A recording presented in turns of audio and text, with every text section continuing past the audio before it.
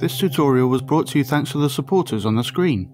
Check out TAPgiles.com to find more Dreams resources, donate to support my work, or engage my services to get private instruction or help on a project one-on-one. In the previous tutorial, linked in the description, I showed how to optimize the emitted effect of a collectible. Now I'll demonstrate how to make a very cheap placeholder object that will make its collectible appear only when needed. But there's quite a lot of logic in here, as you can see, so making copies of this may still be kind of expensive. Let's just test out how many copies I can get. So I'll just do it way over here, separate. So what I tend to do for this kind of thing is copy it 10 times. So that's 10 times, and then another 10 times. And then if I can make it, another 10 times. Which I can't do. So that gets to 63% on just 400. And I can't delete them, so undo them, so I'll delete them. Okay, so we've still got our original over here. So we want to kind of make a much more simple piece of logic that will kind of spawn these when we get close enough and they might be in view, and despawn them if we go out of view, that kind of thing. So if we make a thing over here, then we can have an emitter that emits the real coin with no speed, and we can just move the preview so it will go to roughly that position.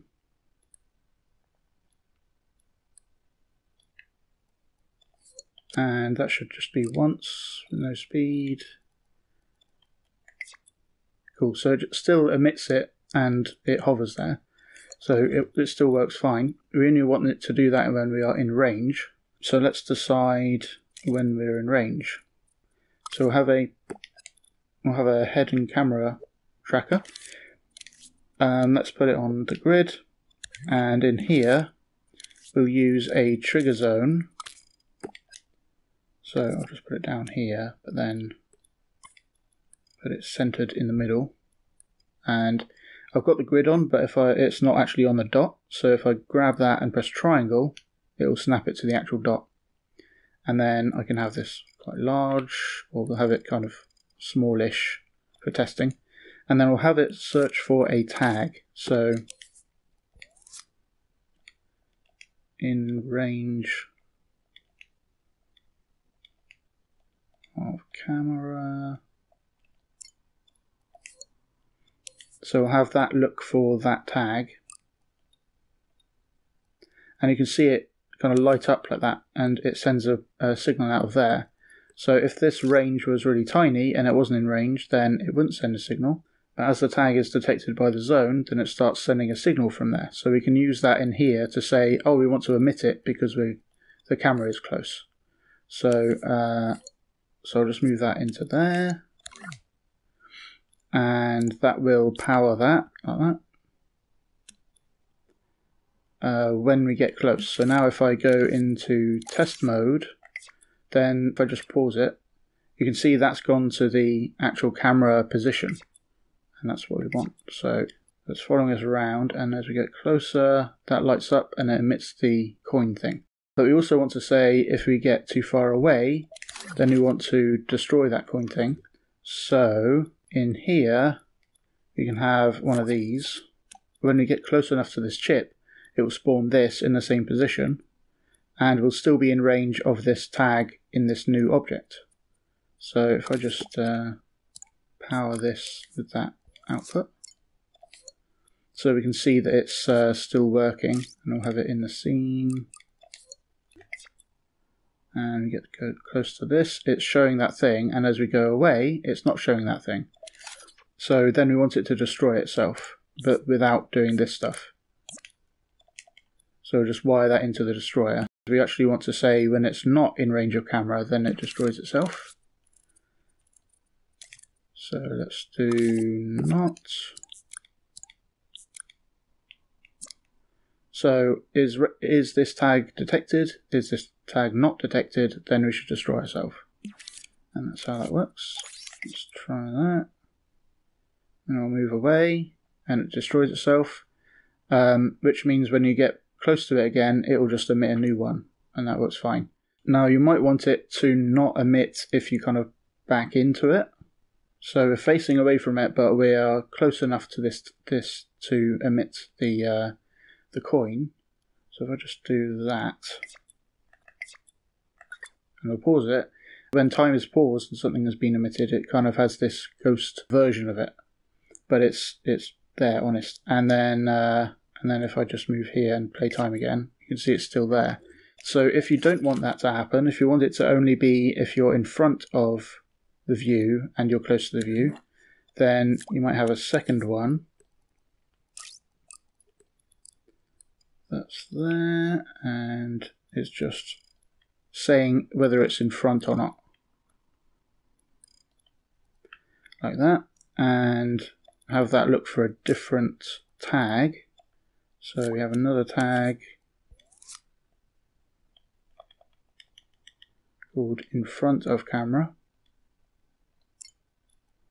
and then we use up and down on the D-pad over here to detect it, and then it will need both of those. So if we just power this one, so if it's in front of the camera, it will be allowed to be in range of the camera, and if it's both of those, then it will emit the coin.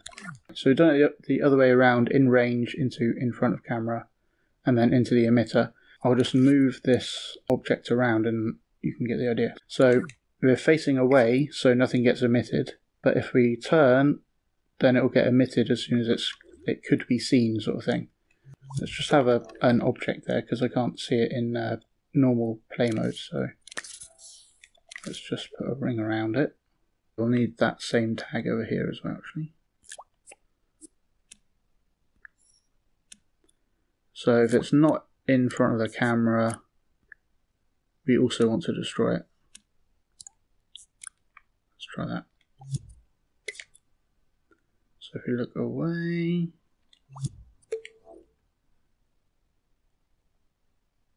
we just need to look away more. So that, and then if we look away like that, it's destroyed itself. Cool. Rotate around, and it appears and disappears like as we can see it or not see it. So it'll be as efficient as possible, and these things will only exist while it's within range of the player seeing it and in front of the player.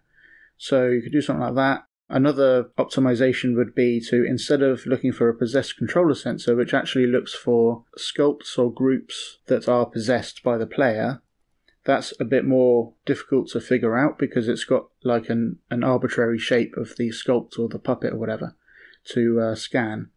But if you use a tag instead, most puppets have a possessed character or possessed puppet tag, so you can use that and look for that tag instead, and that's a lot easier for the to calculate if a point in space is within this area.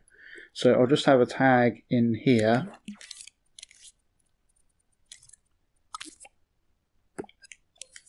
like that,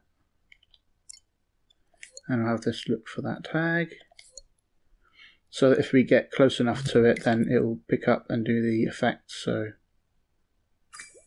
boop. Cool, so if it's done that, we don't want to ever spawn this again.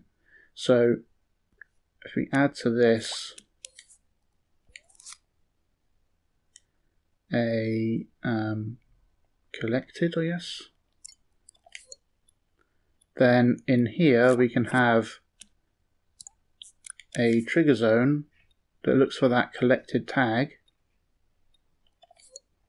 be powered when it dies. So then this will be told when it gets collected. So if I put that on the screen, go into test mode, and I get close enough and watch that tag.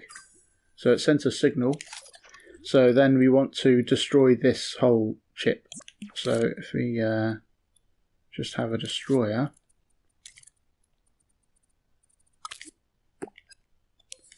we can link that to the chip itself. And you can do that with any gadget, and because it's open, it's got this nub on the side of the window, or the nub on the side of the actual gadget.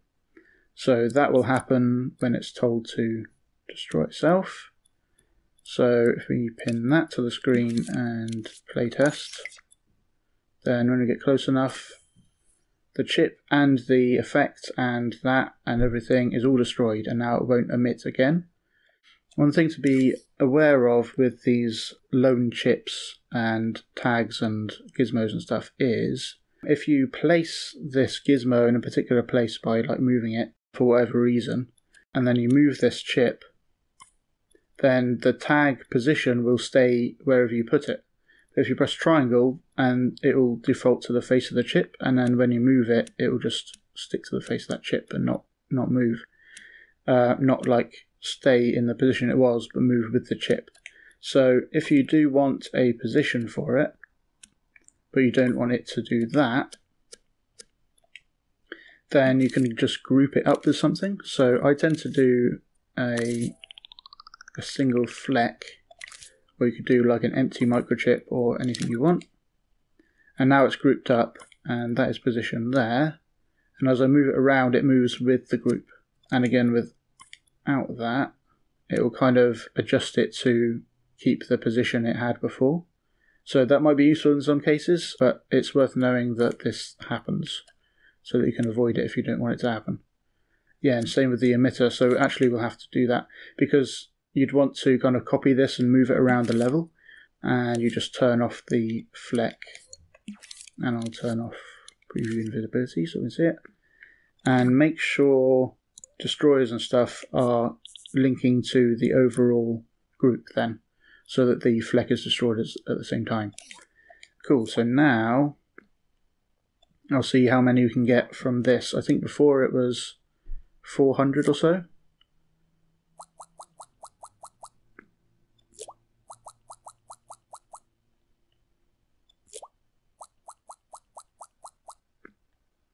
Okay, so that's 1,000, and I can get a second 1,000, so I can have 2,000 of those pickups by kind of having this cut down optimized object that we're actually placing in the level, and then during play we only have the actual collectibles that we see.